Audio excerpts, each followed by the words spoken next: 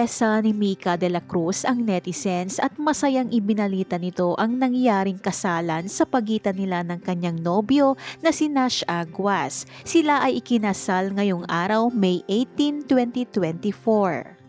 Isang garden wedding ang nasabing kasal at ginanap ito sa Adriano's Events Place and Prayer Garden sa Tagaytay.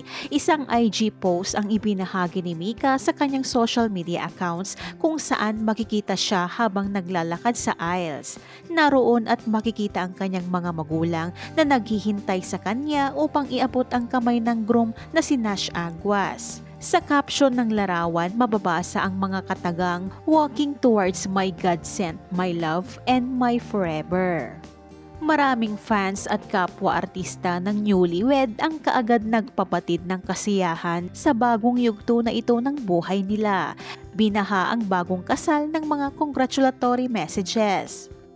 Sina Nash Aguas at Mika de la Cruz ay unang nagkakilala sa kiddie show na Gowin Bulilit. Ang kanilang pagkakaibigan bilang mga paslit noon ay nauwi sa pag-iibigan hanggang sa umabot na sa puntong ito ng kanilang pagpapakasal. Nagkalat naman sa iba't ibang social media platform ang mga kuhang videos sa kanilang ginanap na wedding. Naispatan naman ang ate ni Mika na si Angelica de la Cruz na umiiyak habang pinapahid niya ang luha sa pisngi. Pati naman si Mika ay hindi napigilang bumuhos ang luha nang ito ay lumakad na patungo sa altar.